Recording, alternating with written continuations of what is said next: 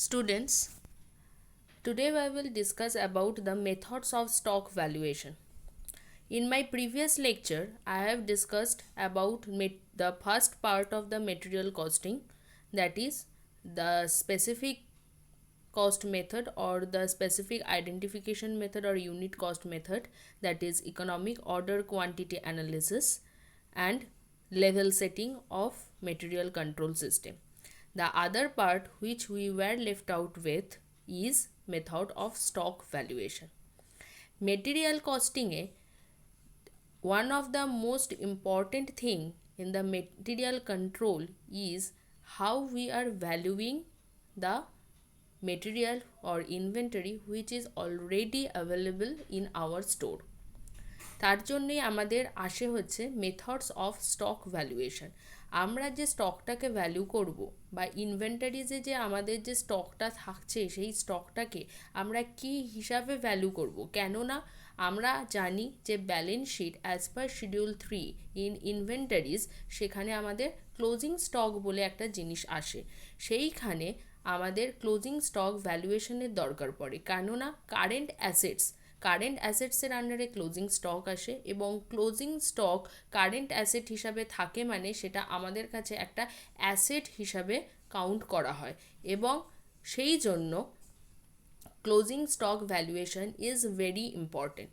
আর সবচেয়ে বড় কথা, একটা period, be it a financial year, be it a month, be it a week, be it a quarter in a year, যা কিছুই হোক না কেন একটা টাইম পিরিয়ডে আমাদের স্টক ভ্যালুয়েশনটা ভীষণ পরিমাণে জরুরি হয়, কেননা at the end of that period the closing stock which is valued becomes the opening stock for the next period.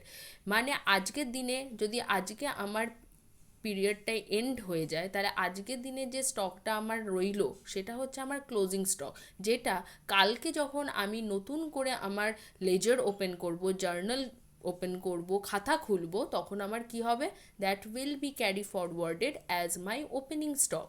তাই জন্যই আমাদের ক্লোজিং স্টকের ভ্যালুয়েশনটা কিভাবে হয় সেইটা আমাদের জানা ভীষণভাবে জরুরি। And here comes the presentation for methods of stock valuation in the material costing. এবারে দেখো, স্টক ভ্যালুয়েশনের মেথডস বলতে আর অনেক রকম মেথডই হয়ে থাকে, কিন্তু আমাদের সিলেবাসে, ক্যালকাটা ইউনিভার্সিটির সিলেবাসে যে তিনটে মেথডকে খুব বেশি করে ফোকাস করা হয়েছে তোমাদের স্টক ভ্যালুয়েশনের জন্য, সেই তিনটে মেথড হলো first in first out or FIFO method, last in first out or LIFO method and weighted average price method। এই তিনটে মেথডকে আমরা মেইন ফোকাসে রেখেছি for the valuation of our closing stock. তাহলে ফার্স্টে চলে আসি আমরা ফার্স্ট ইন ফার্স্ট আউট মেথডে কিভাবে স্টক ভ্যালুয়েশন হয়। দেখো, প্রথমত একটা গ্ল্যান্স আমরা দেখে নিই যে ফার্স্ট ইন ফার্স্ট আউট মেথডটা কি বলে। First in first out method assumes that the first stock to be received is the first to be sold. As the method says, as the name of the method says, যে first in first out মানে কি, যেটা প্রথমে in হচ্ছে আমার স্টকে, যে স্টকটা আমার স্টোরে প্রথম ঢুকছে সেই স্টকটাকে আমি প্রথমে বার করব। সেটা আমার ওপেনিং স্টক হিসাবে স্টকটা ভিতরে থাকতে পারে বা আমি নতুন করে পারচেসও করতে পারি। তাহলে সেইটা আমার কি হবে, প্রথমে আউট হবে, মানে প্রথমে ইস্যু করব বা প্রথমে সেল করব। সেটার মানে যে ফার্স্ট ইন ফার্স্ট আউট, যেটা প্রথমে আসছে সেটাই প্রথমে বেরোবে। Second point, the cost of materials used is based on the oldest price. Obviously আমি যদি যে স্টকটা প্রথমে আমার স্টোরে ঢুকেছিল সেটাই যদি আমি ফার্স্টে আউট করি তাহলে সেইটা তো প্রথম দিনের স্টক, তাহলে প্রথম দিনের স্টকের যে প্রাইসটা হবে তো সেই প্রাইসটা কি হবে, ওল্ডেস্ট প্রাইস। মানে আজকের দিনে দাঁড়িয়ে আমার যদি এক মাস আগের থেকে পিরিয়ডের আমি স্টক ভ্যালুয়েশন করি, suppose I am considering a 1 month period, okay, তা এক মাস today I am standing at the last day of the month. তো আমি প্রথম দিনের দিকে যদি তাকাই তাহলে প্রথম দিনে আমি যে স্টকটাকে ভ্যালুয়েশন প্রথম দিনের স্টককে যদি আমি আউট করি আজকের দিনে দাঁড়িয়ে, তাহলে প্রথম দিনের যে স্টকের price that is the oldest price, তাহলে সেই যদি আমি ফার্স্ট ইন করি আর ফার্স্ট আউট করি, যে যে দামে আমি স্টকটাকে ইন করেছিলাম আমাকে সেই দামটাকেই রেখে কি করতে হবে, স্টকটাকে আউট করতে হবে। That means the stock is getting valuated at the oldest price at today's date. Next, the closing stock is valued at the most recent prices। মানে কি, যে ক্লোজিং স্টক যেটা আছে, এবারে দেখো আমরা একটা ইলাস্ট্রেশনে আসবো, ইলাস্ট্রেশনে এলে আমাদের কাছে জিনিসটা পুরোপুরি আরও ভালোভাবে ক্লিয়ার হবে। তবু আমি বলছি যে যেহেতু আমাদের স্টকের যেটা প্রথম দিন ইন হয়েছিল অ্যান্ড সেটাই আজকে আউট হচ্ছে বা গ্র্যাজুয়ালি আউট হচ্ছে, তাহলে আমরা কি করছি, প্রথম দিকে স্টকগুলোকে আগে বার করে দিচ্ছি। তাহলে আমরা যত শেষের দিকে আসব তত কি হবে, আমরা ক্লোজিং স্টকের দিকে পৌঁছাবো এবং ক্লোজিং স্টকটা কিসে ভ্যালুয়েশন হবে, সেটা হবে হচ্ছে একদম যেটা রিসেন্ট প্রাইসে। কেননা প্রথম দিকের যে স্টকগুলো সেগুলো তো ওল্ডেস্ট প্রাইস, মানে প্রথম দিকের যে প্রাইসগুলো প্রিভেল করেছে ইন দ্য মার্কেট, সেই প্রাইসে আমরা সোল্ড আউট করে দিয়েছি বা ইস্যু করে দিয়েছি ফ্রম দ্য স্টোরস। তাহলে আজকের দিনে যখন আমি ক্লোজিং স্টক ভ্যালু করব, তখন আমি ক্লোজিং স্টকের ভ্যালুয়েশনে কি দেখব, যে রিসেন্ট যে প্রাইসটা মার্কেটে প্রিভেল করছে তো সেটাই আমার থেকে যাচ্ছে। তাই ক্লোজিং স্টক যেটা ভ্যালুড হচ্ছে that is getting valued at the recent price. Next, inventory at the end of a year consists of the goods most recently placed in the inventory. Quite natural, যেটা প্রথম দিকের যে স্টকগুলো আমার প্রথমে ঢুকেছিল সেগুলোই যেহেতু ফার্স্ট ইন ফার্স্ট আউটের মেথডের থ্রু দিয়ে বেরিয়ে যাচ্ছে, তো সেই জন্য আমার কি হচ্ছে, যেগুলো শেষের দিকে স্টকে ঢুকেছে বা স্টোরে ঢুকেছে সেইগুলোই আমার ক্লোজিং স্টকে থাকছে। তাই জন্য আমরা যে ইনভেন্টারিটা স্টোর করে রাখছি সেটা হচ্ছে একেবারেই লেটেস্ট ইনভেন্টারি, মানে হচ্ছে যে শেষের দিকে বা রিসেন্ট যে স্টকটা আমার স্টোরে ঢুকেছে সেটাই ক্লোজিং স্টকে থেকে যাচ্ছে। এটা হচ্ছে একটা মানে general glimpse of the first in first out method. Next we are coming to the advantages of FIFO method. তো এই ফিফো মেথড যদি একটা অর্গানাইজেশন বা একটা কোম্পানি ইউজ করতে চায়, তাহলে তার নিশ্চয়ই কোনো না কোনো অ্যাডভান্টেজকে মাথায় রেখে ইউজ করবে। তো কী কী অ্যাডভান্টেজেস দেখা যাক। It is simple to understand and easy to operate. এটা অপারেট করতে বা এটা বুঝতে খুবই ইজি হয়, তো সেই জন্য। সেকেন্ড হচ্ছে material cost charged to production represents the actual cost. তাহলে মেটেরিয়াল কস্ট যেটা আমি প্রোডাকশানে চার্জ করছি সেটাই হচ্ছে আমার কি, অ্যাকচুয়াল কস্ট। কেন, দেখো যখন প্রথম মেটেরিয়াল যেটা আমি ইন করিয়েছি আমার স্টোরে, তো সেটাই যখন আমি ইস্যু করছি ফর প্রোডাকশান মানে চার্জ টু দ্য প্রোডাকশান, তাহলে আমি সেই ডেটেই যে আমার প্রাইসটা ছিল সেটাই কিন্তু আমার কি হচ্ছে, অ্যাকচুয়াল কস্ট হিসাবে অ্যাকচুয়াল কস্টে সেটা আমার অ্যাড হচ্ছে। কেননা আমি প্রথম যে মেটেরিয়ালটাকে ইন করিয়েছি সেই দিনের যে প্রাইসটা ছিল সেই প্রাইসটাকেই কিন্তু আমি সেই প্রাইসেই কিন্তু আজকে ইস্যু করছি, তাই the actual cost remains same. Thirdly, in the case of falling prices, the use of this method gives better results। কেন বলো তো, ধরো আজকের দিনে দাঁড়িয়ে আমার মার্কেটে ইনভেন্টারির প্রাইসটা কী করছে, ইনভেন্টারি প্রাইসটা ফল করছে। Means in the case of falling prices means there is a case of deflation. মানে কি, যে আমার মেটেরিয়ালের বা আমার মার্কেটে মেটেরিয়ালের প্রাইস আস্তে আস্তে ফল করে যাচ্ছে।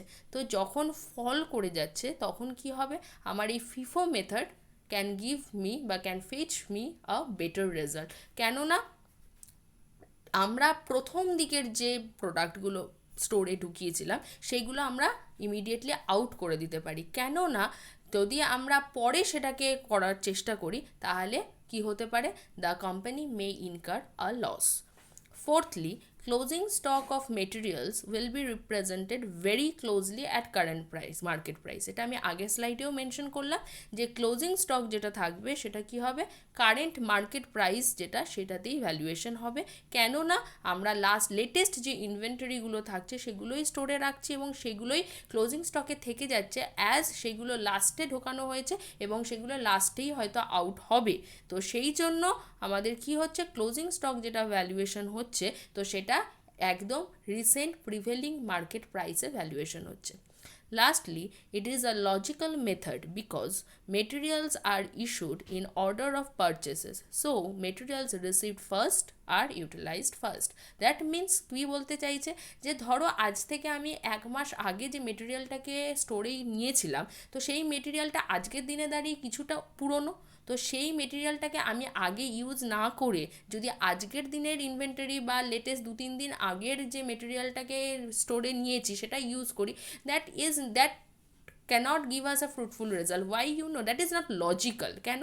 কেন না আগে যে জিনিসটা হয়েছে সেই জিনিসটাকে যদি আমি না ইউজ করে করে রেখে দিই, তাহলে that material will become obsolete, বা সেই মেটেরিয়ালটাকে হয়তো পরবর্তীকালে আর ইউটিলাইজ করার মতোই সিচুয়েশন থাকবে না।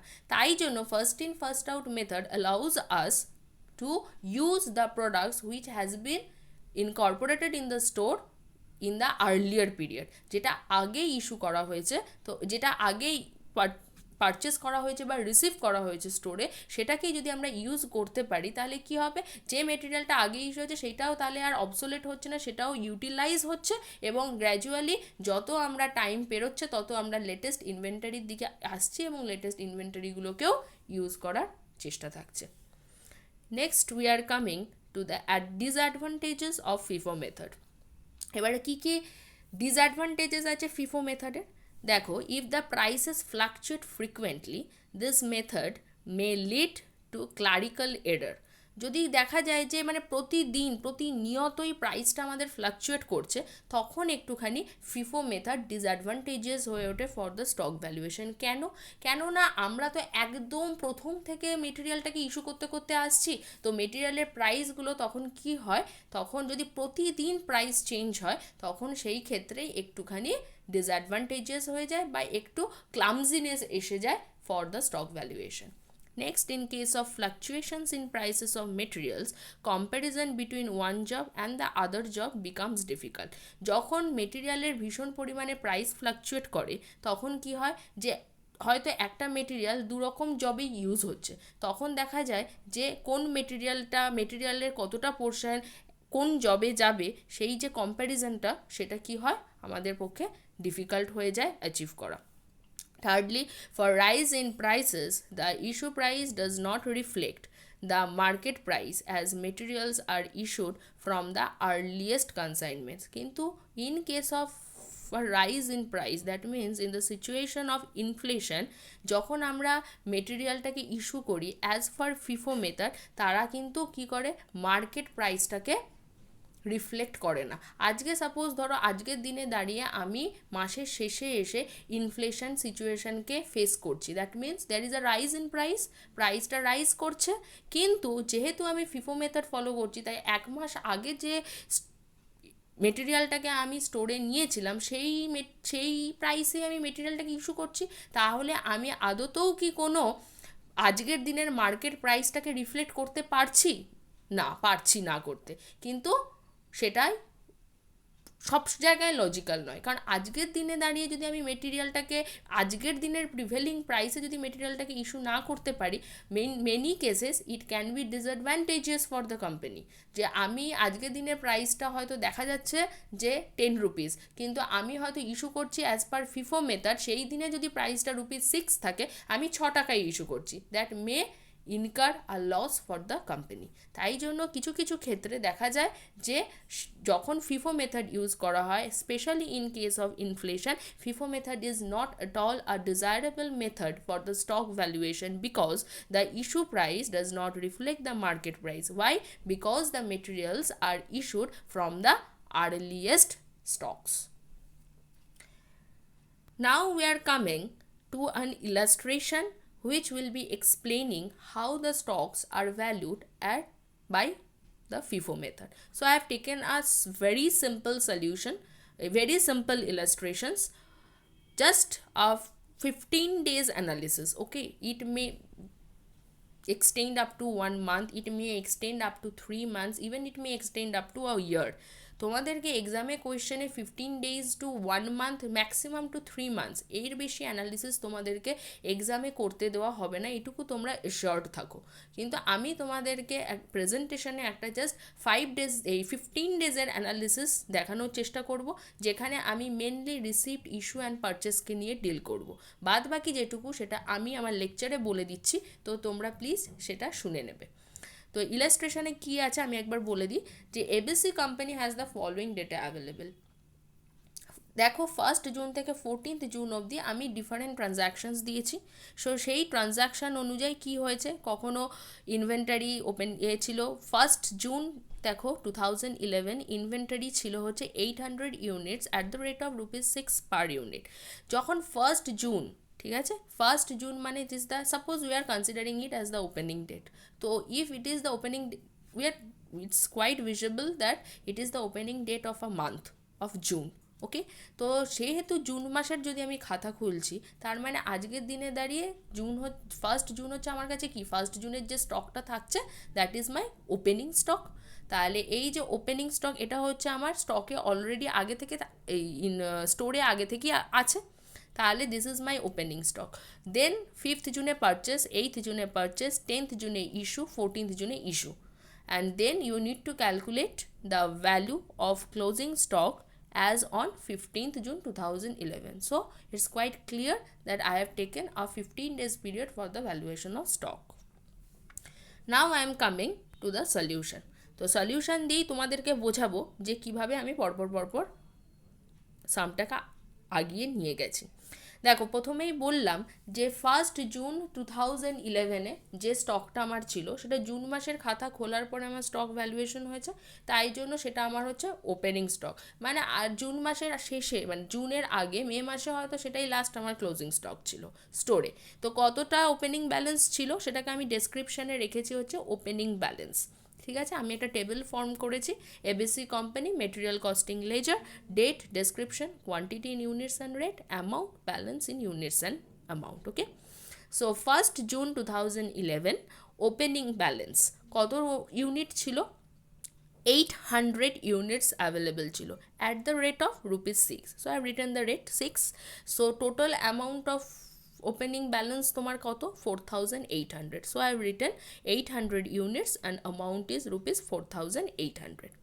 Next I am acha, one thing to be maintained in the stores ledger is you need to maintain the dates. You need to go through, hote pare tomader ki je purchase and issue te different dates মানে খুব haphazard ওয়েতেও দিয়ে দেওয়া থাকতে পারে, but you need to arrange the dates according to the ascending order, that is from 1st, 2nd, 3rd, 4th. In this way you need to arrange it, otherwise the stores otherwise there is no importance, otherwise there is no meaning of maintaining a stores ledger. Okay, so now after 1st June we are coming to 5th June 2011.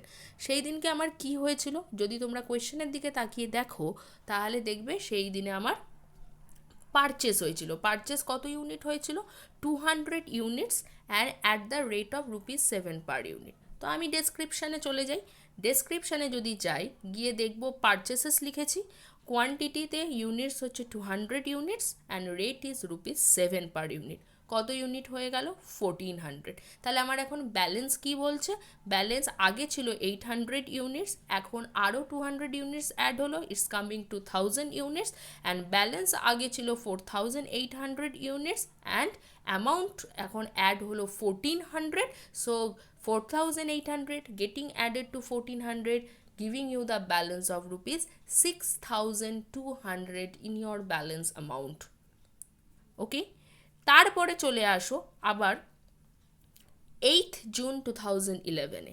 8th June 2011-এ দেখো আবার purchase হয়েছে, কত unit purchase হয়েছে, 200 units at the rate of ₹8 per unit. Okay, তাহলে আমরা কি করব, এবারে যদি আমরা আবার চলে যাই স্টোরস লেজারে দেখব 8th June 2011-এ ডিসক্রিপশানে পারচেসেস কত ইউনিট পারচেস করেছি, 200 ইউনিট পারচেস করেছি, রেট হচ্ছে ₹8 per unit, then total amount is ₹1600। তাহলে ব্যালেন্স ঠিক তার আগে কত ছিল, টোটাল ব্যালেন্স 1000 ইউনিটস, আরও 200 ইউনিটস অ্যাড হলো, গিভস ইউ 1200 ইউনিটস।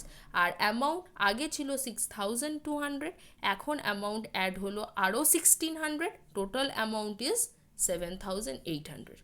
পারচেস যখন হবে বা এনি ফর্ম অফ রিসিপ্ট যখন হবে, তখন সেই ক্ষেত্রে আমাদের কোনো মাথা ব্যথা থাকছে না, কোনো প্রবলেমও হচ্ছে না। অ্যাজ ইউজুয়াল আমরা পারচেস হচ্ছে, স্টোরে নিয়ে নিচ্ছি, ইউনিটস অ্যাড করছি, ব্যালেন্স অ্যাড করছি, বাস হয়ে যাচ্ছে। বাট এবারে দেখো 10th জুন 2011 আমাদের ইস্যু হয়েছে, এবং ইস্যুটা কত ইউনিট ইস্যু হয়েছে? 700 units, and the rate is not given.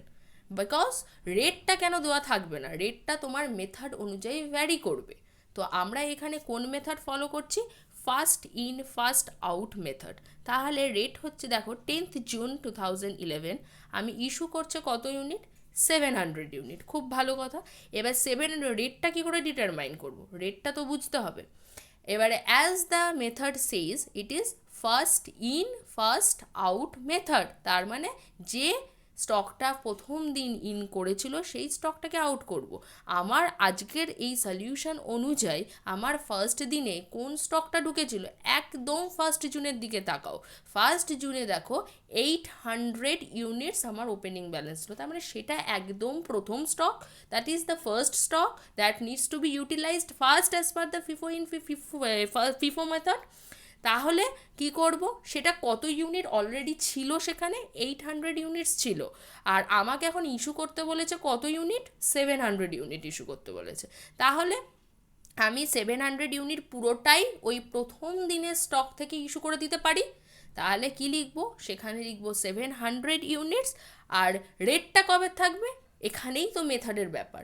Method হচ্ছে first in first out method. তাহলে প্রথম দিনে ওই স্টকের যত টাকা রেট ছিল সেই রেটটাতেই আমাকে ইস্যু করতে হবে, that is at the rate of ₹6 per unit. তাহলে টোটাল কত হচ্ছে?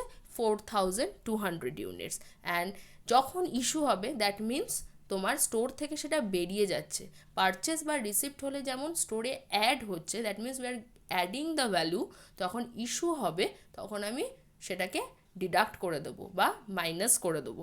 তাহলে আমার আগে ছিল ব্যালেন্সে ইউনিট ছিল 1200 ইউনিট, যখন 700 ইউনিট আরও ইস্যু হয়ে গেল ফর এনি পারপাস, তাহলে সেটা 700 ইউনিট কমে গেল ফ্রম দ্য স্টোর। আর কত পড়ে রইলো? তাহলে 500 ইউনিটস পড়ে রইলো। আর ব্যালেন্স কত থাকবে? আগে ছিল 7800, এবং এখন যদি 4200 রুপিসের স্টক বেরিয়ে যায়, তাহলে কত পড়ে থাকবে? 7800 minus 4200, that will give you 3600. Clear?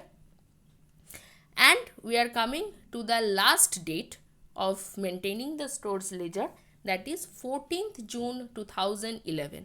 সেই দিনেও তোমাদের বলা হয়েছে যে ইস্যু করা হবে। ইস্যু করা হবে কত ইউনিট? 300 ইউনিটস ইস্যু করা হচ্ছে। খুব ভালো কথা। চলে যাচ্ছি আবার সলিউশনে। দেখো সলিউশনে 14th June 2011 ডেসক্রিপশানে লিখেছি ইস্যুড। ঠিক আছে, কত ইউনিট ইস্যু করতে বলা হয়েছে? 300 unit. Now you need to focus. দেখো আবার যদি মেথডকে নিয়ে আসি, মেথড হচ্ছে আমার first in first out method. তাহলে সেই অনুযায়ী আমার প্রথম দিনের যে স্টক ছিল সেটা কত ইউনিট স্টক ছিল? 800 ইউনিট স্টক ছিল। Already 10th June 2011 700 unit stock আমি ইস্যু করে দিয়েছি। কত ইউনিট পড়ে রয়েছে আমার? 100 ইউনিট স্টক পড়ে রয়েছে এখনও from the date of 1st June stock. Clear? তাহলে সেখানে 100 ইউনিট পড়েছে, সেটা তো এখনও ফার্স্ট ডেরই স্টক। তাহলে সেটা যদি আমার ফার্স্ট ডের স্টক হয়, তাহলে আগে সেটাকে ইস্যু করতে হবে। তাহলে সেই 100টাকে আগে আমি নিয়ে চলে আসি বার করে। তাহলে সেটা আমি ওই 300 ইউনিট ইস্যু করতে গিয়ে আগে সেই 100 ইউনিটটাকে আমি ইস্যু করে দিচ্ছি। এবং কোন রেটে করব? ওই ডেটে যে স্টকের যে প্রাইসটা ছিল সেই ডেটে করব, that is at the rate of ₹6। তো 100 ইউনিট তো স্টক আমি কি করলাম? ইস্যু করে দিলাম। এখনও কত ইউনিট স্টক ইস্যু করতে বাকি আছে? ফ্রম 300 ইউনিটস 200 ইউনিট বাকি আছে, কারণ 300 ইউনিটের মধ্যে 100 ইউনিট করা হয়েছে, এখনও 200 ইউনিট বাকি। তাহলে সেই 200 ইউনিটটা কোন দিনের স্টক থেকে নেব? The immediate date, next date. সেটা কবে? 5th June 2011। 5th June 2011 দেখো 200 ইউনিট আমার পারচেস করছে, কারণ 800 ইউনিট যেটা ছিল প্রথম দিনে সেটা বেরিয়ে গেছে, ওটা zero, consider it as zero, আর কিছু নেই। ওকে, নেক্সট ডেটই হচ্ছে 200, যেটা একদম তার নেক্সট আর্লিয়ার ডেট। তাহলে 200 যেটা আছে, তা সেই আমার তো 200 ইউনিট ইস্যু করতে হবে, তো আমি পুরো 200 ইউনিটই ইস্যু করে দিলাম। তাহলে আমার সেই 200 ইউনিটটা আবার কোন রেটে ইস্যু হবে? সেই রেটেই ইস্যু হবে যেটা ওই দিনে প্রিভেলিং ছিল, সেটা হচ্ছে at the rate of ₹7 per unit. তাহলে কি হলো? তাহলে 300কে আমি দুটো পার্টে এখানে সেগ্রিগেট করতে পারলাম। একটা হচ্ছে 100 units of 1st June 2011 at the rate of ₹6 and 200 units at the rate of ₹7, that is of 5th June 2011. দুটোকে যদি অ্যাড করি, দ্যাট ইজ 100 into 6 600, 200 into 7 1400, তাহলে টোটাল হচ্ছে কত টাকার স্টক তোমাদের স্টোর থেকে আউট হয়ে গেল, that is 2000. Now if you check the balance, তাহলে 500 তোমার ব্যালেন্স আগের দিন ছিল, সেখান থেকে আরও 300 ইউনিট তোমার ইস্যু হয়ে গেল, দ্যাট মিন্স এখন পড়ে রইল 200 ইউনিটস, আর ব্যালেন্স কত থাকবে? 3600 minus 2000, that is 1600. And if you check the stock per unit, that is 1600 divided by 200, that is ₹8 per unit. মোটামুটি সেটা আমাদের হচ্ছে, দেখো, লেটেস্ট প্রাইস। আমরা বলেছিলাম ফিফো মেথডে সবসময় যে ক্লোজিং স্টকটা ভ্যালু হয়, সেই ক্লোজিং স্টকটা লেটেস্ট প্রাইসে হয়, এবং লেটেস্ট প্রাইসটা তোমরা যদি দেখো 8th June 2011 আমার ওটাই লাস্ট স্টক যেটা স্টোরে ঢুকেছিল, এবং the rate was ₹8 per unit. দেখো ওইটাই কিন্তু লাস্ট আমার কাছে পড়ে রয়েছে, কারণ তার আগের যে দুদিনের স্টক যেটা আমার স্টোরে ছিল সেটা আমার বেরিয়ে গেছে। তাহলে সব সময় ফিফো মেথডে আমরা দেখতে পাচ্ছি যে the closing stock is valued at the latest prevailing market price. This was all about your FIFO method. Okay, now I am coming to the next method, that is last in first out method. Okay, last in first out method or LIFO method. এবারে সেটা নিয়ে একটুখানি একটা general guideline দিয়ে দিই, যে LIFO is an inventory costing method which assumes that the last items placed in inventory are first consumed during an accounting year. তার মানে ফিফো অ্যান্ড লিফো আর জাস্ট টু অপোজিট মেথডস। ফিফোতে যেমন প্রথমে যেটা ইন করেছিল সেটা প্রথমে আউট হয়, তেমনি লিফো মেথডে কি হয়, যেটা লাস্টে ইন হবে সেটাকে আমাকে ফার্স্টে আউট করতে হবে। This method is a bit complicated, but খুব একটা কমপ্লিকেশনস নয় যদি আমরা সেটাকে সেইভাবে দেখতে পারি। তাহলে লাস্ট ইন ফার্স্ট আউট মেথডে কি হচ্ছে, যে আমরা যে স্টকটা আমাদের লাস্টে ইন হচ্ছে স্টোরে, সেটাই আমরা ফার্স্টে আউট করছি। And the next point is inventory at the end of the year consists of the goods placed in the inventory at the beginning of the year. তাহলে বছরের শেষে যে ইনভেন্টারিটা থাকছে, that means it is your closing stock, সেটা কি হচ্ছে, সেই স্টকটাই থাকছে যে স্টকটা একদম বছরের প্রথমে স্টোরে ঢুকেছিল। অবভিয়াসলি দেখো, যদি ইম্যাজিন করো যে একটা মাস, সেই মাসে গোটা মাসের ধরো প্রথম দিন থেকে শেষ দিন অবধি নানান সময় তোমার স্টক স্টোরে ইন করেছে, মানে স্টোরে রিসিভড হয়েছে।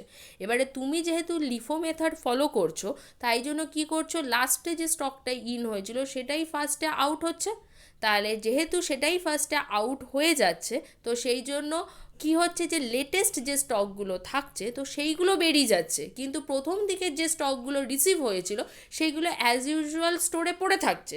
That will give you the closing stock. Closing stock কিন্তু সেগুলোকেই কম্প্রাইজ করছে, যেগুলো প্রথম দিকে ছিল। সেটাই বলা হয়েছে যে inventory at the end of a year consist of the goods placed in the inventory, যেটা একদম বছরের প্রথমে ইন করানো হয়েছিল। নাও I am coming to the advantages of LIFO method. ঠিক আছে, এবারে সব মেথডেরই কিছু প্রস অ্যান্ড কনস থাকে, তো সেরকমই লিফো মেথডেরও কিছু অ্যাডভান্টেজেস আছে অ্যান্ড কিছু ডিসঅ্যাডভান্টেজেস আছে। Now we are will discussing about the advantages of LIFO method. The cost of materials issued will be nearer to the current market price. বুঝতেই পারছো যে যত আমরা লেটেস্ট ডেটে আসছি মানে তত আমরা কারেন্ট মার্কেট প্রাইসের দিকে পৌঁছাচ্ছি, এবং সেই দিকে দেখা যাচ্ছে যেহেতু লিফো মেথড লাস্টে যে স্টকটা ইন করেছে যেহেতু সেটা ফার্স্টে আউট হচ্ছে, তার মানে যে মেটেরিয়ালটা আমরা ইস্যু করছি সেটা মেনলি দেখা যাচ্ছে কারেন্ট মার্কেট প্রাইসে। Unlike the FIFO method, in that case কী হয়েছিল, the materials which were issued at the earlier or oldest prices. Okay, তো এইখানে ঠিক অপোজিট হবে, যে এখানে কিন্তু যে মেটেরিয়ালটা ইস্যু হবে that will be issued at the current prevailing market price. Next point, it enables us to match cost of production with current sales revenue. দেখো একটা জিনিস, সেটা কি বলো তো, যে আমরা যখন সেল করব কোনো প্রোডাক্টকে, ফাইনাল ফিনিশড গুডসকে যখন আমরা সেল করব, আমরা কিন্তু সবসময় কোন প্রাইসটাকে মাথায় রেখে সেল করি, that is the current market price. যে মার্কেটে যে এখন প্রিভেল করছে যে প্রাইসটা, সেই প্রাইসটাকেই কিন্তু মাথায় রেখে আমরা সেলিং প্রাইস পার ইউনিটটাকে ডিটারমাইন করি, কিপিং আ প্রফিট মার্জিন।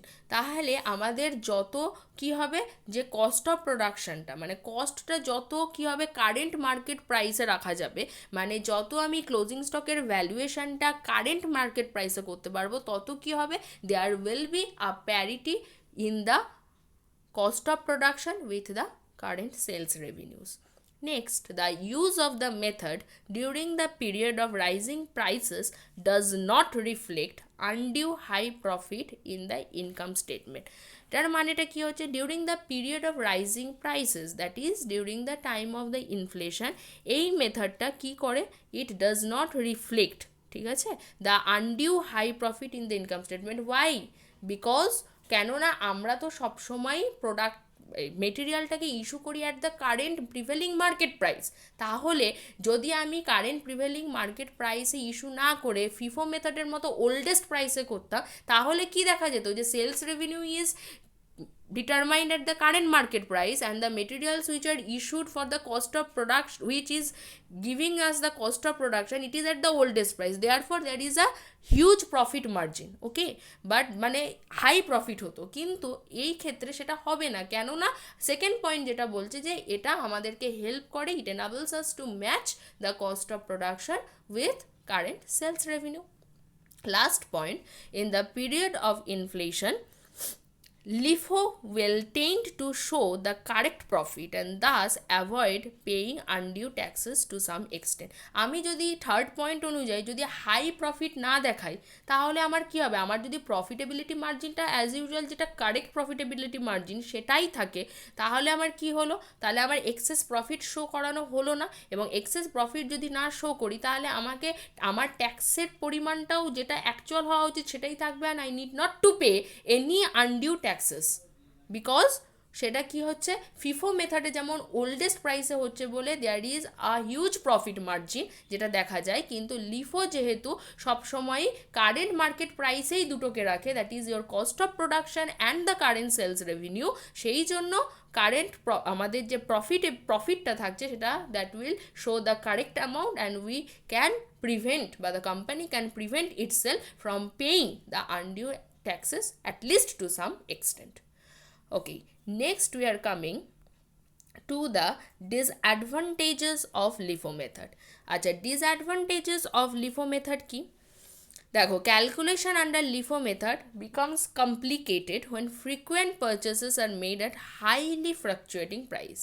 ওকে, তো এটা আমি প্রথমেই বলেছি যে LIFO method একটু ক্যালকুলেশনকে কমপ্লিকেট করে দেয় যখন দেখা যায় যে খুব মানে ফ্রিকুয়েন্ট ডেটে খুব ফ্লাকচুয়েটিং রেটে পারচেস হচ্ছে, যেটা আমরা ইলাস্ট্রেশনস যখন সলভ করব তখন আমরা সেটা দেখতে পাবো। Next is the stock in hand, that is the opening stock is valued at price which does not reflect the current market price. Okay, কেননা কী হচ্ছে, যেটা stock in hand, opening stock বলো বা যেটা শেষে গিয়ে মাসের শেষ বা বছরের শেষে গিয়ে তোমাকে ক্লোজিং স্টক হিসাবে দেবে, তো সেটা কখনোই কি হয়, it's does not reflect the current market price. Obviously, কেননা আমরা যে স্টকগুলো লেটেস্ট স্টোরে ঢুকছে সেগুলোকে তো অলরেডি ইস্যু করে দিচ্ছে at the current market price. তাহলে পড়ে থাকছে স্টকে কোনগুলো, যেগুলো একদম প্রথম দিকের যে স্টকগুলো ছিল, যেগুলোর মার্কেট প্রাইস হয়তো এখনের মার্কেট প্রাইসের সাথে ম্যাচই করছে না, তো সেইগুলো স্টকগুলোই পড়ে থাকছে। তার মানে যেটা আজকের দিনে হয়তো মার্কেট প্রাইস আমার ₹10, বাট যখন আমি এক মাস আগে যে স্টকটাকে স্টোরে ইন করিয়েছিলাম সেটার রেট হয়তো সেই দিনে দাঁড়িয়েছিল ₹6। তাহলে যেহেতু লাস্ট ইন ফার্স্ট আউট অনুযায়ী আমরা সেই স্টকগুলোকে আগে বার করছি, যেটা হয়তো অ্যাট দ্য রেট অফ ₹10, তাহলে কারেন্ট মার্কেট প্রাইস অনুযায়ী কোনো স্টকই আমার ক্লোজিং স্টকে থাকছে না। তাহলে ক্লোজিং স্টকে আমার সেগুলোই থাকছে যেগুলো প্রথম দিকে ইন করানো হয়েছিল। তার মানে ক্লোজিং স্টকের যে ভ্যালুয়েশনটা হচ্ছে, যে ক্লোজিং স্টকের যে ভ্যালুটা থাকছে, that is not reflecting the current market price. Next, closing stock will be understated or overstated in the balance sheet. Yes, because the current, আমরা তো ব্যালেন্স শিট যেটা করি সেটা সবসময় কারেন্ট মার্কেট প্রাইসকে মাথায় রেখে করি, কিন্তু সেটা যেহেতু হচ্ছে না, সেই জন্য আইদার ক্লোজিং স্টকের ভ্যালু সবসময় আন্ডার রেট হয়ে থাকবে অর ওভার রেটেড হয়ে থাকবে।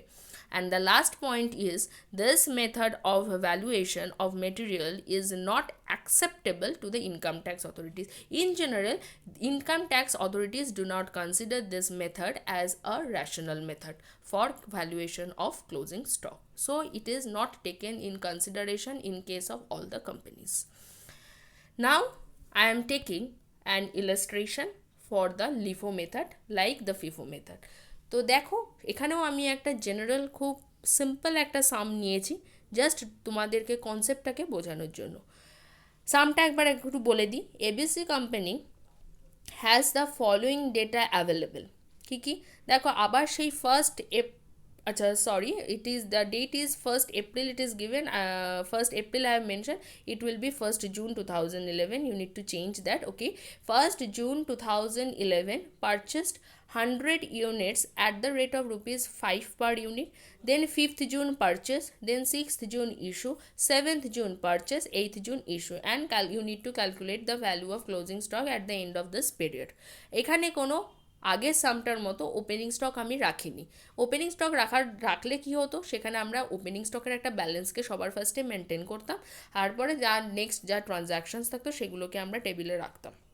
এখানে আমি কোনো ওপেনিং ব্যালেন্স রাখিনি, it's same as the FIFO method.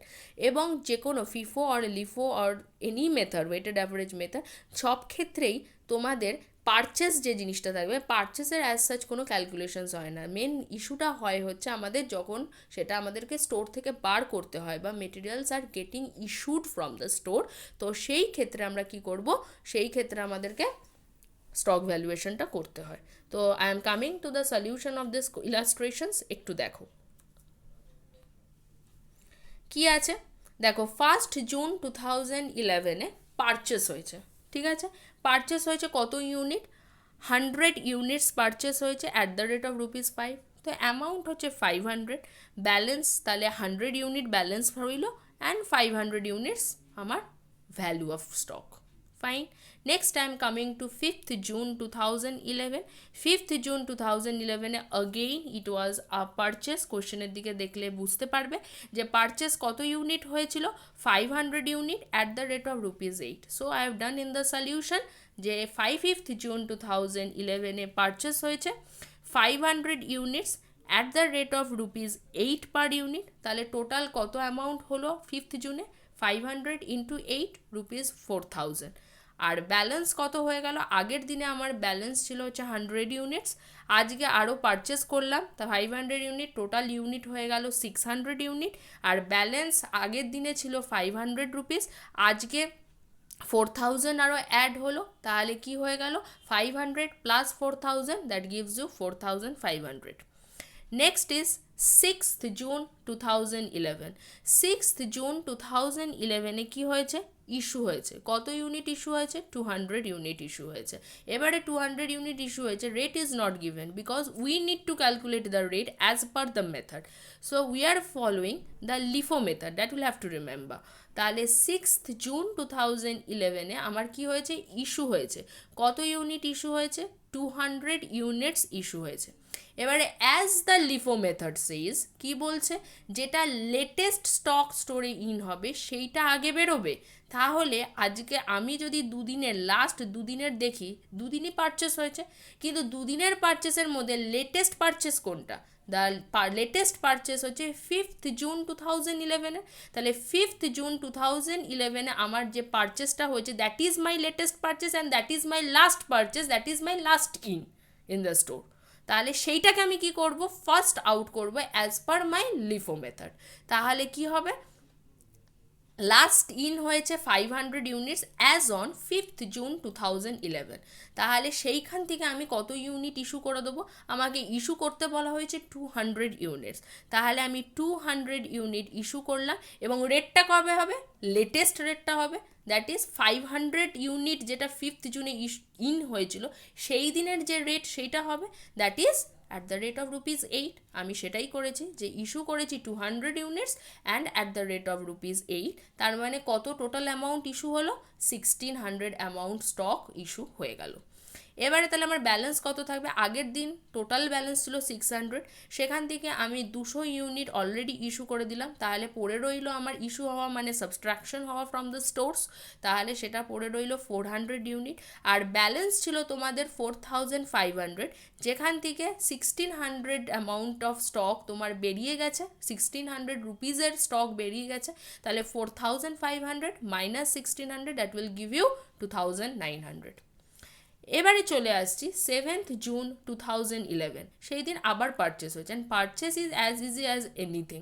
তো পারচেস করতে গেলে আমি আবার কি করব? 7th জুন 2011 পারচেস হয়েছে। কত ইউনিট পারচেস হয়েছিল? 100 ইউনিটস পারচেস হয়েছিল অ্যাট দ্য রেট অফ ₹10। তাহলে আমি 100 ইউনিট পারচেস করে দিলাম আর রিসিভ করলাম ₹10 অ্যামাউন্ট। তাহলে টোটাল কত অ্যামাউন্ট হলো? 1000 অ্যামাউন্ট। ওকে, তাহলে ব্যালেন্স কী হবে? আবার অ্যাড হবে। 6th জুনের লাস্ট ব্যালেন্স ছিল তোমার 400 ইউনিট, তার সাথে আজকে তুমি পারচেস করলে আরও 100 unit, that will give you 500 unit and amount is 2900, এবং 2900 সাথে আরও 1000 অ্যাড করলে that will give you 3900 units. আচ্ছা, লাস্ট ডেট যেটা আছে সেটা হচ্ছে 8th জুন 2011। সেই দিনেও দেখো আমার ইস্যু হয়েছে, ঠিক আছে? কত ইউনিট ইস্যু হয়েছে? 300 ইউনিটস। রেটস কিছু বলা নেই, as usual rates we need to determine as per our method. So as we are following LIFO method, তো আমরা দেখে নিচ্ছি 300 ইউনিটকে কীভাবে ইস্যু করতে পারি। As the method says LIFO last in first out, তাহলে এখন অবধি আগের দিনের ডেটগুলোর দিকে যদি তাকাই, তাহলে আমার লাস্ট কবে ইন হয়েছে? লাস্ট ইন হয়েছে দেখো, লাস্ট পারচেস যেদিন হয়েছে, লাস্ট পারচেস হয়েছে আমার 7th জুন 2011। ক্লিয়ার? তাহলে 7th জুন 2011 কত ইউনিট পারচেস হয়েছে? 100 ইউনিট পারচেস হয়েছে। আর লিফো কি বলছে? যেটা সব শেষে ইন হবে সেটাকে ফার্স্টে আমায় আউট করতে হবে। তার মানে আমার 100 ইউনিট যেহেতু লাস্টে ইন হয়েছে, তাহলে আমাকে ওই 100 ইউনিট আগে আউট করতে হবে। তার মানে আমি 300 ইউনিটের যে ইস্যু, তার মধ্যে 100 ইউনিট আগে ইস্যু করে দিচ্ছি from the date of 7th June 2011 at the rate of ₹10, because at that date the rate which is prevailing is ₹10। তাহলে কত হচ্ছে? সেটা হচ্ছে 1000। এবার 300 ইউনিট ইস্যু করতে বলেছে। কত ইস্যু করেছি? 100 ইউনিট ইস্যু করেছি, এখনও তো 200 ইউনিট ইস্যু করা বাকি। তাহলে 200 ইস্যু করব ঠিক তার আগের দিন, জাস্ট তার আগের দিন। যেমন ফিফোর ক্ষেত্রে ঠিক জাস্ট পরের দিনটা দেখছিলাম, তেমনি লিফোর ক্ষেত্রে ঠিক জাস্ট তার আগের দিনে যে পারচেসটা হয়েছে সেইটাকে দেখব, বা রিসিভ হয়েছে সেটাকে দেখব। তাহলে সেইটা দেখো, আবার 5th জুনে চলে আসো। 5th জুনে দেখো ঠিক তার লেটেস্ট পারচেসটা তারপরে হয়েছে, তার আগে হয়েছে, ঠিক 7th জুনের আগে। কিন্তু মনে করো যদি 6th জুনের দিকে তাকাই, তাহলে 6th জুনে কিন্তু ওই 500 ইউনিট থেকে অলরেডি 200 ইউনিট আমি ইস্যু করে ফেলেছিলাম। পড়েছিল কত ইউনিট? 300 ইউনিট। 5th জুনের স্টকে 300 ইউনিট কিন্তু আমার পড়েছিল, আর এখন কত ইউনিট পড়ে 300 ইউনিট পড়েছিল, আর অলরেডি 200 ইউনিট আমি ইস্যু করে দিয়েছিলাম অ্যাজ অন 6th জুন 2011, আর এখনও 8th জুন 2011-এ আমাকে 200 ইউনিট ইস্যু করা বাকি, যেটা আমি এখনও 500 ইউনিটের ওই যে 300 ইউনিট বাকি আছে after issuing 200 units as on 6th June 2011, সেখান থেকে 200 ইউনিট ইস্যু করব।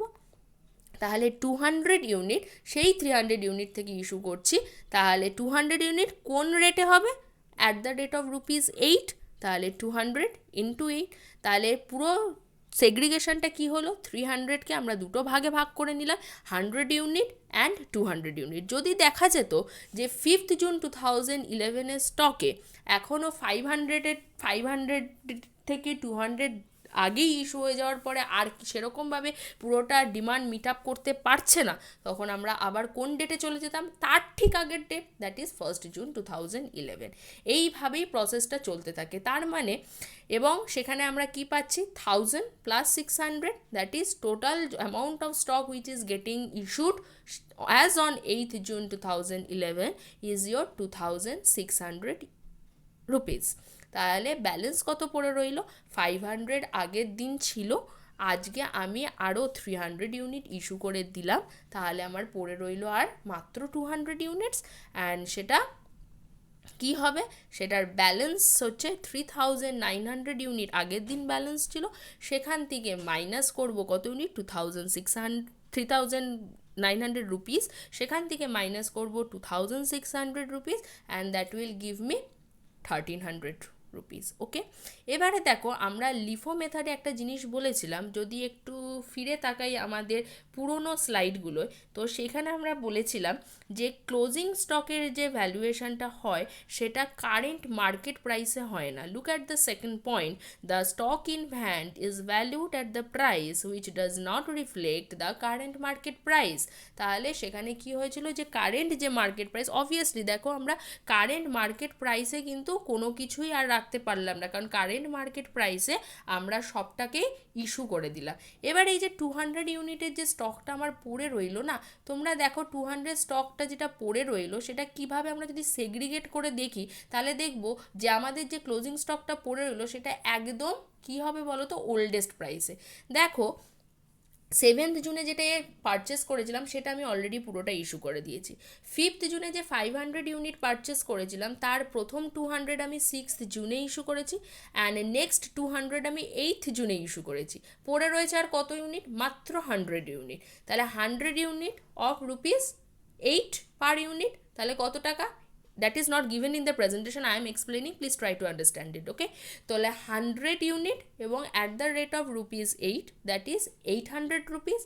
আর দেখো 1st জুনে আমার ছিল হচ্ছে 100 ইন্টু ₹5, মানে 500, ওটা ইনট্যাক্ট পড়ে রয়েছে। তাহলে 800 plus 500, that will give you 1300। দেখো সেটা কিন্তু দুটো যে স্টক, দুটো হয়তো আলাদা আলাদা দুটো স্টক, সেই দুটো স্টক কিন্তু সেই একদম পুরনো প্রাইসের স্টকগুলোই আমাদের স্টোরসে রয়েছে। This is what is about your LIFO method. I hope I made you clear.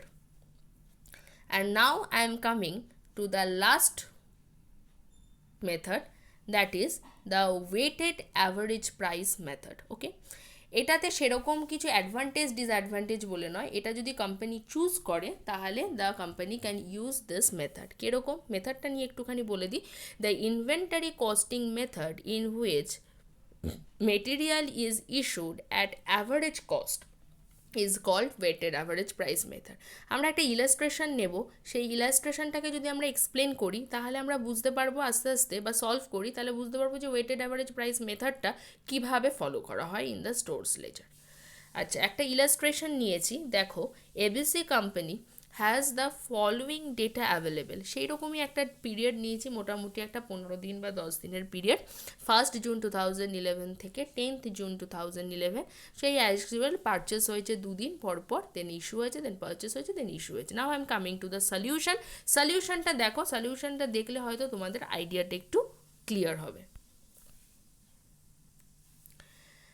দেখো date, description, quantity, unit amount rupees, balance. Okay, 1st June purchase হয়েছে, খুব ভালো কথা। পারচেস কত ইউনিট করেছি 100 ইউনিটস, অ্যামাউন্ট ইজ ₹5, তাহলে টোটাল অ্যামাউন্ট কত হয়ে গেল 500 হয়ে গেল। ক্লিয়ার? তার ব্যালেন্স কত রয়েছে 100 ইউনিটস এবং 500 অ্যামাউন্ট।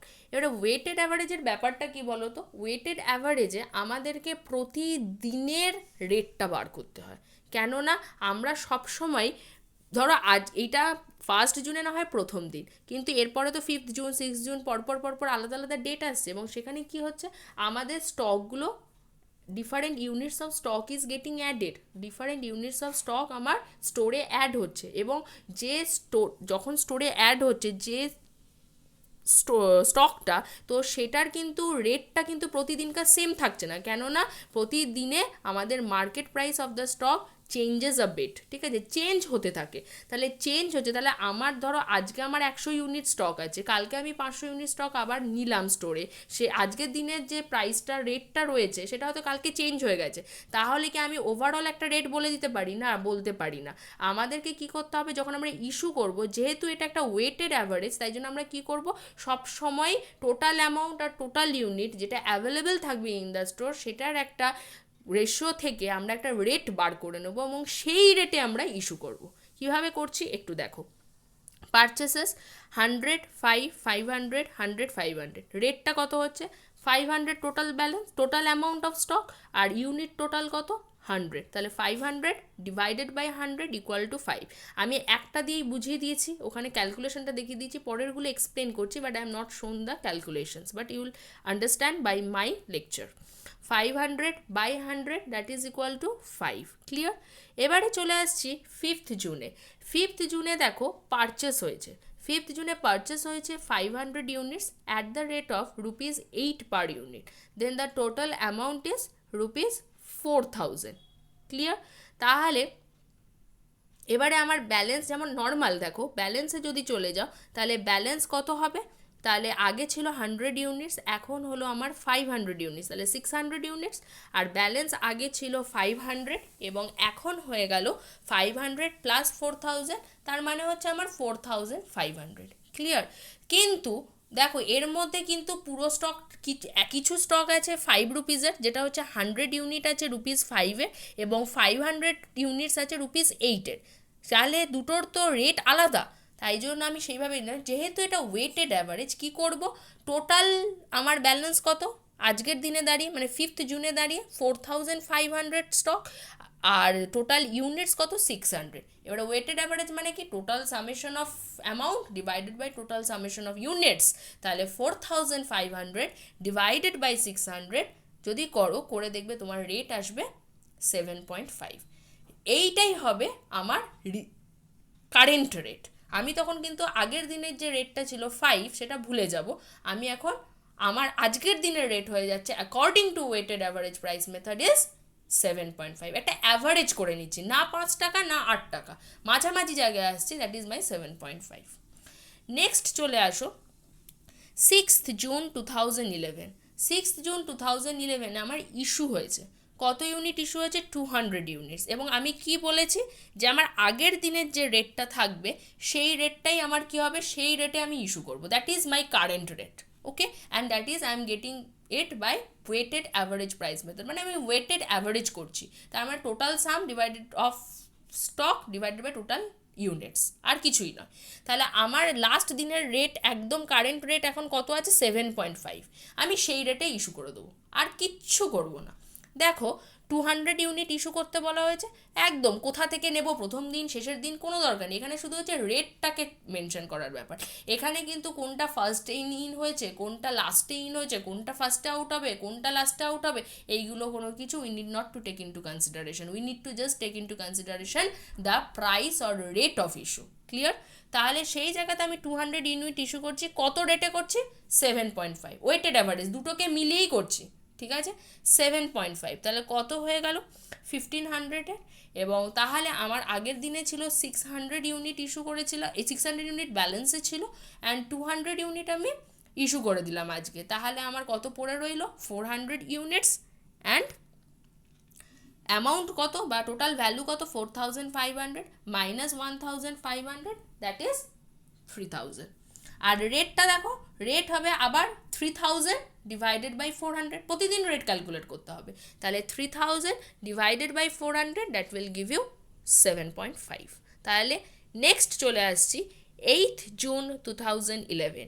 8th জুন 2011-এ আমার পারচেস হয়েছে হচ্ছে 100 ইউনিটস, আর at the rate of ₹10 per unit. তো এটা তো ইজি, এটা আমরা পারচেস করছি 100 ইউনিট 10, আর টোটাল অ্যামাউন্ট হচ্ছে 100 ইন্টু 10 দ্যাট ইজ 1000।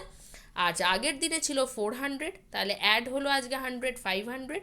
আগের দিনের টোটাল স্টক ভ্যালু ছিল 3000, আজকে অ্যাড হলো আরও 1000, তাহলে টোটাল হচ্ছে 4000। আবার আমরা রেট ক্যালকুলেট করব কিভাবে, total stock divided by total units. তাহলে টোটাল অ্যামাউন্ট অফ স্টক হচ্ছে 4000 ডিভাইডেড বাই টোটাল ইউনিটস হচ্ছে 500, তাহলে 4000 ডিভাইডেড বাই 500 গিভস ইউ ₹8। তাহলে কারেন্ট তোমার রেটটা কত হয়ে গেল for further issue is your ₹8. Clear? And we are coming to the last date, that is 10th June 2011। 10th June 2011-এ তোমাদের ইস্যু হয়েছে কত ইউনিট? 300 ইউনিট। এবারে রেটটা কত রাখবো? দেখো 300 ইউনিট আমার ইস্যু হয়েছে, এবং রেটটা কী হবে আমি বারবারই বলেছি, রেটটা হচ্ছে আমার জাস্ট প্রেসিডিং ডেট বা জাস্ট আগের দিনে আমার যে রেটটা ছিল that is at the rate of ₹8, সেটাই আমার থেকে যাবে। তাহলে 300, আর রেটটা হবে কোন রেটে ইস্যু করলাম? At the rate of ₹8। তাহলে কত হলো? 300 ইন্টু 8 দ্যাট ইজ 2400। এবং ব্যালেন্স যদি চেক করো, তাহলে ব্যালেন্স আগের দিনে আমার ইউনিটস ছিল 500, সেখান থেকে আমি 300 ইউনিট ইস্যু করেছি, remaining amount of units is 200। And balance যদি দেখো তাহলে 4000, আজকে ইস্যু হয়ে গেল 2400, তাহলে রিমেনিং ব্যালেন্স ইজ ₹1600। এবং সেটারও যদি তুমি রেট বার করো তাহলে দেখবে 1600 divided by 200 that is equal to ₹8। তাহলে আমরা সবসময় এতে দেখা যাচ্ছে যে মোটামুটি হয়তো কারেন্ট মার্কেট প্রাইসের রেটটাকে রাখতে পারছি না, বাট মোটামুটি একটা তার কাছাকাছি রেটে রাখতে পারছি। আচ্ছা, আরেকটা জিনিস আমার এখানে বলে দেওয়ার আছে, যেটা আমি কোনো ইলাস্ট্রেশন নেই মেনশন করিনি, but I need to mention this because you can face this while being in the exam hall. That is, যে কোনো সিচুয়েশান যদি এরকম আসে যে শর্টেজ হয়েছে, তাহলে শর্টেজে তোমরা কিভাবে ডিল করবে। তো সেইখানে তোমাদের আমি বলে দিই, যে আমি এটা ক্লাসেও ডিসকাস করেছিলাম, তবু আরেকবার এখানে বলে দিচ্ছি যে শর্টেজটা কিন্তু সবসময় most of the time issue হিসাবে নেওয়া হয়, এবং কোনো সময় সেটাকে দেখা যায় যে প্রাইস ইনফ্লেশনের কেস হিসাবেও ইস্যু করা যায়। এবং কোশ্চেনে তোমাদেরকে বলে দেওয়া থাকবে যে তোমরা শর্টেজটাকে কিভাবে ডিল করবে। যদি শর্টেজকে বলা থাকে যে শর্টেজ হচ্ছে একটা এক্সপেন্স বা ওভারহেড এক্সপেন্স হিসাবে ডিল করা হচ্ছে, তাহলে simply consider shortage as an issue. যে শর্টেজ জাস্ট ডেসক্রিপশানে শর্টেজ লিখবে, এবং ইস্যুর যেভাবে করো, যদি সেটা ফিফো মেথড ফলো করছো দেন ফিফোর মতো করে করো, যদি লিফো মেথড করছো লিফোর মেথডের মতো করো, ওয়েটেড অ্যাভারেজ প্রাইস মানে ওয়েটেড অ্যাভারেজ প্রাইস মেথডের মতো করে করো। আর যদি বলা থাকে যে শুধুমাত্র প্রাইসটাকে ইনফ্লেট করছে আর কোনো কিছু, মানে যদি এইরকম একটা সিচুয়েশান তোমাদেরকে কোশ্চেনে বলা থাকে যে treat the shortage in that way that it will show the price is getting inflated, তাহলে সেই ক্ষেত্রে আমি কি করতে পারি? তো সেই ক্ষেত্রে আমাদের থাকবে হচ্ছে যে শর্টেজকে আমি ইস্যু হিসাবেই কনসিডার করব, মানে আমি ডিডাক্ট করব আমার স্টোর থেকে। অবভিয়াসলি শর্টেজ হচ্ছে মানে আমি সেটাকে ডিডাক্ট মানে কমই দেখাবো, কিন্তু কি করব আমি শুধু ইউনিটটাকে কমাবো বাট অ্যামাউন্টটাকে কমাবো না। যদি এক্সপেন্স হিসাবে শর্টেজকে বলা থাকে তাহলে আমি কি করব, তাহলে আমি দুটোকেই কমাবো, ইউনিটও কমাবো এবং অ্যামাউন্ট কমাবো। কিন্তু যদি শর্টেজকে বলা হয় to so as a consequence of as an impact of inflating price, তাহলে আমরা কি করব, যে যখন আমরা অ্যামাউন্ট কলামটা বসাচ্ছি সেই অ্যামাউন্ট কলামটা আগের দিনের মতোই পরের দিনে সেম রেখে দেবো, জাস্ট ইউনিটটা আমার কমে যাবে। তাহলে কি হবে, যদি ইউনিট আমার কমে যায়, দেখো ওয়েটেড অ্যাভারেজ প্রাইস মেথডকেই যদি তুমি চেক করো, তাহলে ওয়েটেড অ্যাভারেজে দেখবে ইউনিট যদি কমে যায় আর অ্যামাউন্ট যদি সেম থাকে, তাহলে ইউনিটটা তো সবসময় আমার ডিনোমিনেটরে থাকে, আর ডিনোমিনেটর যদি কমে যায় তাহলে কি হবে, automatically the rate will increase. তাহলে কি হবে, প্রাইসটা আমার ইনক্রিজ করে যাবে, which can show that shortage can increase the price at the time of inflating situation. Okay. আচ্ছা, আর একটা জিনিস আমার লাস্ট বলার আছে, সেটা হচ্ছে যে according to the principal of conservatism or according to the principal of prudence, the closing stock is valued at cost price or net realizable value or market value in few cases, whichever is lower. ঠিক আছে, আমরা যদি যে কোনো একটা ইলাস্ট্রেশনকেই ধরো, যে কোনো একটা ইলাস্ট্রেশনের সলিউশনকে তুমি ধরো, আমি সাপোজ চলে যাচ্ছি লিফো মেথডের ইলাস্ট্রেশনে। লিফো মেথডের ইলাস্ট্রেশনে যদি যাও, দেখো লাস্ট তোমার যে ক্লোজিং স্টকটা আছে তার ভ্যালুটা কত আছে, 1300 রুপিস। ঠিক আছে, তো 1300 রুপিস তুমি তোমার ভ্যালুয়েশনে করেছো, তো তুমি as a store keeper, as a store manager, তুমি এটাকে ভ্যালু করেছো যে তোমার 1300 রুপিসের স্টক পড়ে আছে, এবং তোমার কোয়েশ্চেনে ধরো বলে দেওয়া হলো যে দ্য নেট রিয়েলাইজেবল ভ্যালু, বা in few cases it can be mentioned as market value, যে তোমার সেইটা হচ্ছে রুপিস 1500। তো তোমাকে যদি বলে যে এবারে তুমি ফাইনাল বা আলটিমেট ভ্যালুটাকে ডিটারমাইন করো, তখন তুমি কোন ভ্যালুটাকে নেবে? তো সেই ক্ষেত্রে তোমাকে এই জায়গাটা দেখে নিতে হবে যে প্রিন্সিপাল অফ কনজারভেটিজম বা প্রুডেন্স প্রিন্সিপাল কি বলে। The principal of conservatism says that the anticipated gains are not to be treated as gains, but the anticipated losses are to be treated as losses. তার মানে closing stock is to be valued at cost price or net realizable value or market value, whichever is lower. পাতি কথায় আমরা যদি বলি তাহলে বলবো যে আমাদের কাছে যদি দুটো ভ্যালু বা দুটো স্টকের অ্যামাউন্ট হাতে অপশন হিসাবে দিয়ে দেওয়া হয়, প্রিন্সিপাল অফ কনজারভেটিজম সবসময় বলে যে ক্লোজিং স্টকের ভ্যালু সেই ভ্যালুটাকেই কনসিডার করো যে ভ্যালুটা কম, হুইচ এভার ইজ লোয়ার। তাহলে যেটা কম সেটাকে হিসাবে কনসিডার করবে। সেটা তুমি সবসময় মনে রাখবে, তোমরা যেটা বার করছো, তোমরা যে ব্যালেন্সটা বার করছো, that is at cost price, clear. আর যেটা তোমাকে দেওয়া থাকবে that is at net realisable value আর মার্কেট ভ্যালু। ঠিক আছে, তাহলে সেইখানের মধ্যে তোমাকে কম্পেয়ার করতে হবে এবং দেখতে হবে যে যে ভ্যালুটা কম সেই ভ্যালুটাকে আমি ক্লোজিং স্টকের আলটিমেট ভ্যালু হিসাবে নেব। তুমি একটা ভ্যালুয়েশন করে বার করবে এবং তোমাকে একটা ভ্যালু যদি দেওয়া থাকে ইন এনি কেস, তখন তোমার সবসময় যে ভ্যালুটা কম থাকবে সেই ভ্যালুটাকে নেবো। সেটা হতে পারে যে তুমি যেটাকে ভ্যালু করেছো সেই ভ্যালুটাও কম হতে পারে, আবার কোয়েশ্চেনে যে নেট রিয়েলাইজেবল ভ্যালু আর মার্কেট ভ্যালু দেওয়া আছে সেটাও কম হতে পারে। যেটাই কম হোক, প্রিন্সিপাল অফ কনজারভেটিজম বা প্রুডেন্স, এই প্রিন্সিপাল সেটাই বলে যে এই দুটোর মধ্যে the value whichever is lower, that value is need to be taken in to consideration.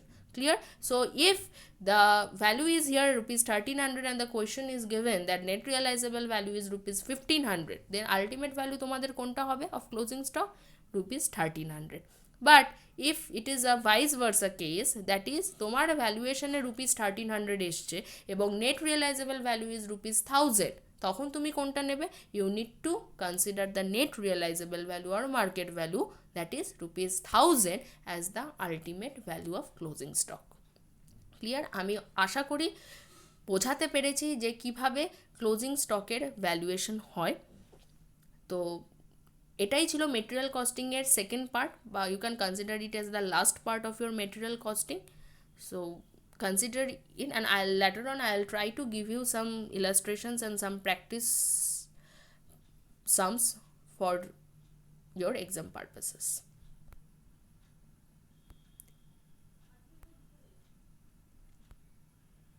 Thank you.